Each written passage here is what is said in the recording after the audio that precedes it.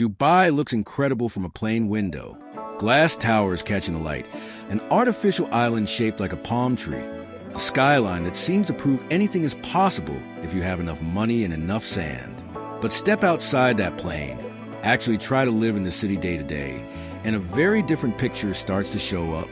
A city built almost entirely for photographs, and barely at all for the people who actually have to exist in it. This is why. Underneath all that shine, Dubai might be one of the most poorly designed major cities on the planet. Try walking anywhere in Dubai, and you'll understand the problem within about 5 minutes. The city is laid out in massive, single-use zones. One area for offices, one for homes, one for entertainment. All of them separated by highways that were sized like American interstates, built to move traffic between states, not between neighborhoods in a city you could drive across in under an hour. That scale might make sense in Texas. It makes considerably less sense in a city roughly the size of a mid-sized American metro. But because everything was designed around long, high-speed corridors instead of walkable streets, getting from your apartment to the coffee shop that's technically only a few hundred meters away often means crossing a 10-lane highway, if it's even possible to cross at all. The result is a city where almost nobody walks, not because they don't want to, but because the city was never actually built for it. Here's something most visitors never think about. Dubai, sitting in the middle of a desert, has actually made itself hotter than the desert around it. Glass towers and dark asphalt absorb enormous amounts of solar heat during the day, then release it slowly overnight, a phenomenon known as the urban heat island effect.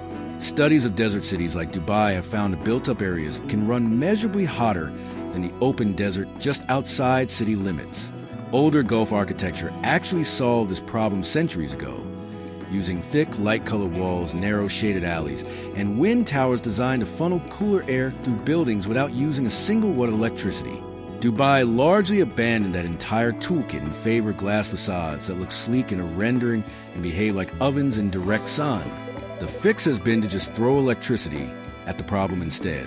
Air conditioning now accounts for the majority of the city's peak electricity demand, and running all of that cooling requires enormous amounts of desalinated water too, since Dubai has essentially no natural fresh water supply of its own. Every drop used to cool a tower, wash a street, or fill a swimming pool has to be pulled from the sea and processed through an energy-intensive desalination plant first. Building a glass city in a desert isn't just an aesthetic choice. It's a decision that locks the entire place into permanent, expensive dependence on machines to survive a climate its own architecture makes worse. For a 5-day vacation, Dubai genuinely works.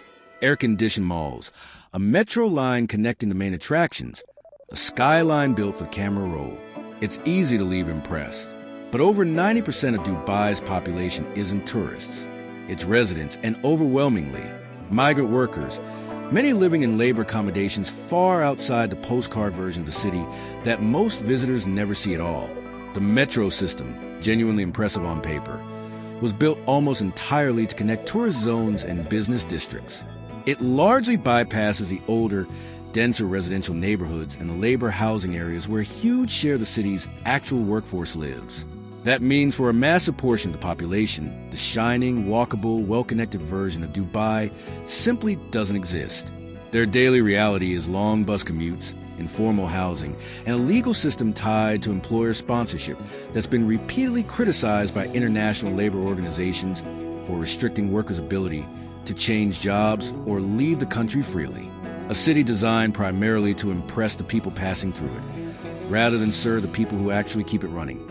Isn't really designed for a city at all. It's designed like a resort. Dubai's entire skyline was built extraordinarily fast, and extraordinarily fast usually means extraordinarily leveraged. In 2009, the Emirates state-owned holding company had to be bailed out by neighboring Abu Dhabi to avoid defaulting on tens of billions of dollars in debt. Much of it tied directly to real estate and construction projects across the city. Entire developments were paused mid-build, some for years, as the financial reality caught up with the ambition. And it's not just the finances that are unstable. Some of the same land reclamation projects that made Dubai famous, like the palm-shaped islands built entirely from dredged sand, have shown measurable subsidence, sinking by several millimeters a year according to satellite monitoring studies. Building enormous, Heavy towers on reclaimed desert land and compacted sand was never going to be a permanent, maintenance-free arrangement, and demolition contractors in the region have noted that many buildings in the Gulf are designed with functional lifespans measured in just a few decades, rather than the centuries you'd expect from comparable towers in cities with older, more established building traditions. A skyline built this quickly, on this much debt, on land as unstable, was never designed to be a finished city. It was designed to look finished, which is a very different thing.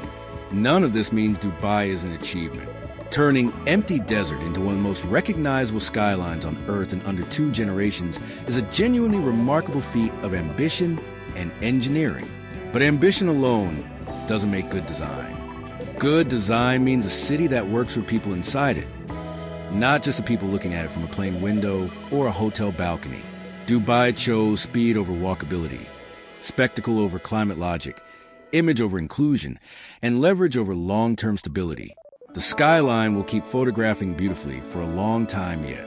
Whether the city underneath it was actually built to last, that's a very different question, and one Dubai still hasn't fully answered. Thank you for watching.